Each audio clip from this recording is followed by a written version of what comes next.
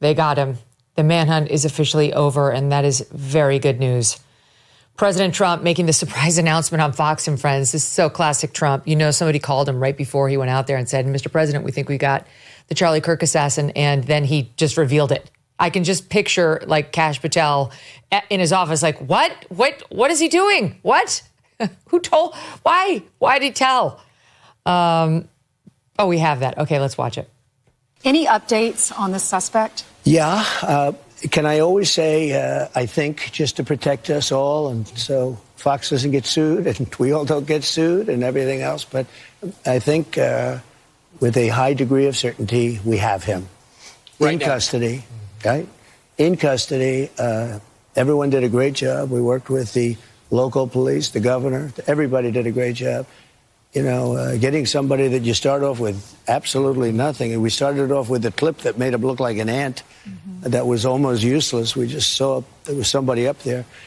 And so much work has been done over the last 2.5 days. You know, it's amazing, actually, when you start off with that and then all of a sudden you get lucky or talent or whatever it is. But, I think we're in great shape. Mr. President. He's in custody. Pretty extraordinary. Soon thereafter, law enforcement confirming the arrest, and Utah's Republican Governor Spencer Cox this morning describing how it all unfolded and laying out key details about the suspect and what may have motivated the young man who is 22 years old from Washington, Utah. Good morning, ladies and gentlemen. We got him. On the evening of September 11th, a family member of Tyler Robinson reached out to a family friend who contacted the Washington County Sheriff's Office with information that Robinson had confessed to them or implied that he had committed the incident. This information was relayed to the Utah County Sheriff's Office and scene investigators at Utah Valley University. This information was also conveyed to the FBI. Investigators reviewed additional video footage from UVU surveillance and identified Robinson arriving on UVU campus in a gray Dodge Challenger at approximately 8:29 a.m. on September 10th, in which he is observed on video in a plain maroon t-shirt, light-colored shorts, a black hat with a white logo, and light-colored shoes. When encountered in person by investigators in Washington County on September 12th, in the early morning hours, Robinson was observed in consistent clothing with those surveillance images. Investigators interviewed a family member of Robinson who stated that Robinson had become more political in recent years. The family member referenced a recent incident in which Robinson came to dinner prior to September 10th, and in the conversation with another family member, Robinson mentioned Charlie Kirk was coming to UVU. They talked about why they didn't like him and the viewpoints that he had. The family member also stated Kirk was full of hate and spreading hate. The family member also confirmed Robinson had a gray Dodge Challenger. Inscriptions on a fired casing read, "Notices, bulges, capital OWO, what's this, question mark. Inscriptions on the 3 unfired casings read, "Hey fascist, exclamation point, catch, exclamation point." Up arrow symbol, right arrow, and symbol, and 3 down arrow symbols. A second unfired casing read, "Oh Bella Chow, Bella Chow, Bella Chow, Chow Chow," and a third unfired casing read, "If you read this, you are gay, LMAO."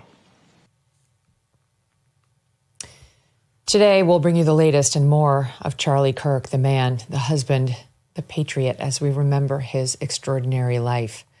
We're going to start, though, with the suspect, Tyler Robinson. So a word on those engravings.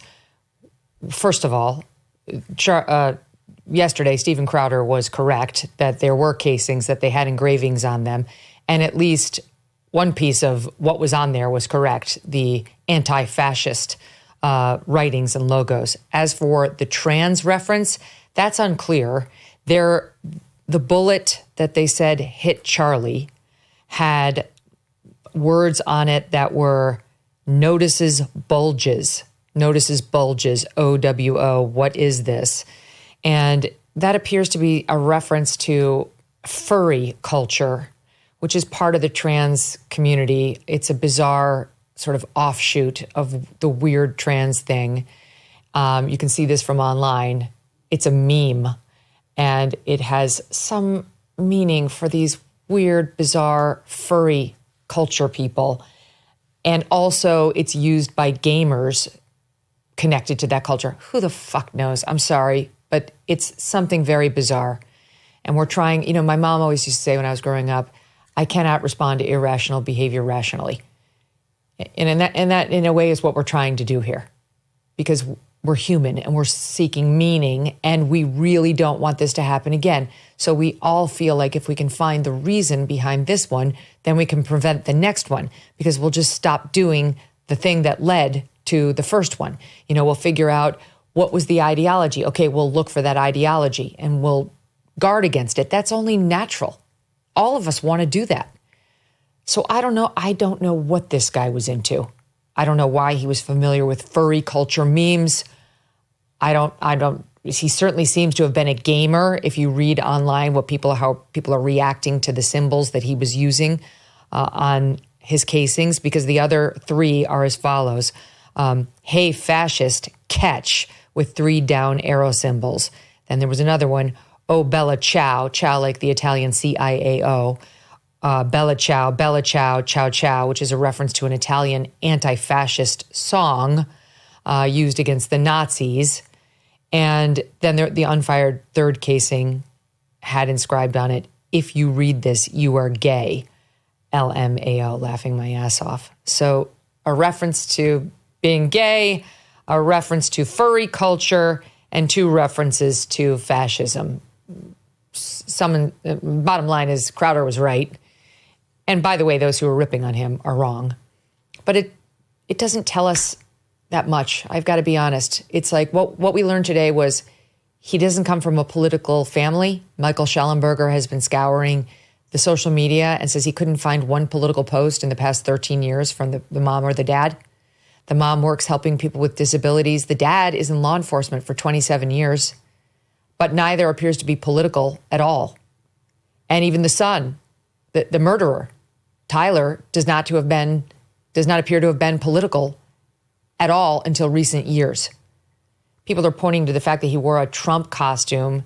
It was like for what it's worth, something that looked to be diminishing of Trump costume in 2017, where there's a picture of him standing, and then Trump is like it's like kind of those pants for the listening audience that you put on, and there's like a costume below you, and it looks like the person's carrying you on their shoulders, and Trump looks like he's carrying this guy Tyler on his shoulders here, which, yeah, it's diminishing, and he's with his little brother who's carrying a firearm. I'm not sure what the little brother's costume is or if it relates at all to what he's doing with Trump.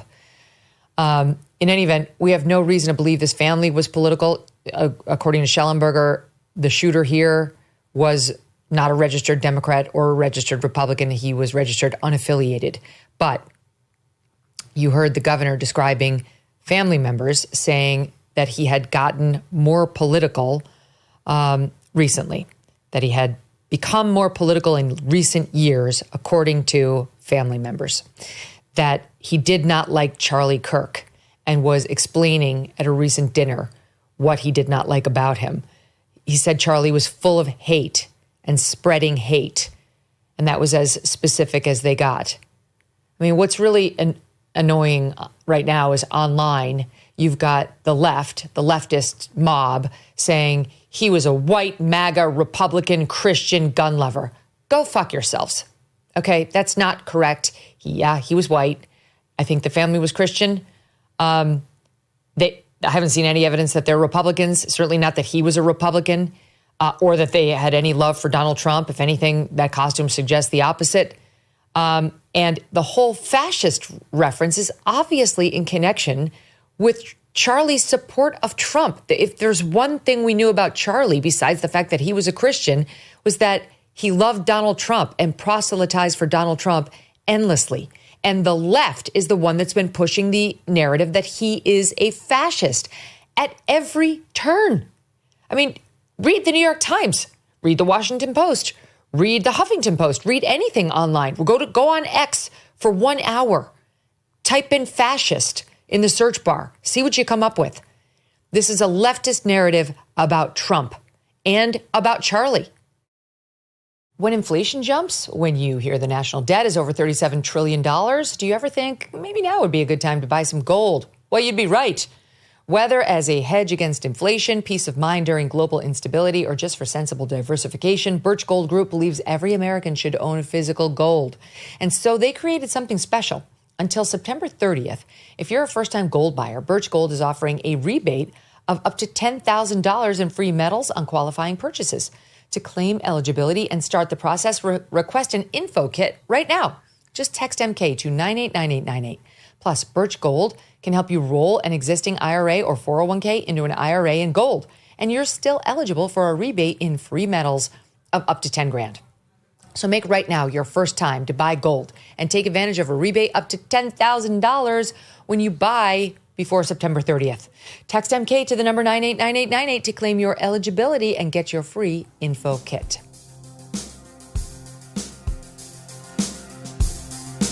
Thanks so much for watching. If you like what you just saw, hit the subscribe button for more clips and full episodes.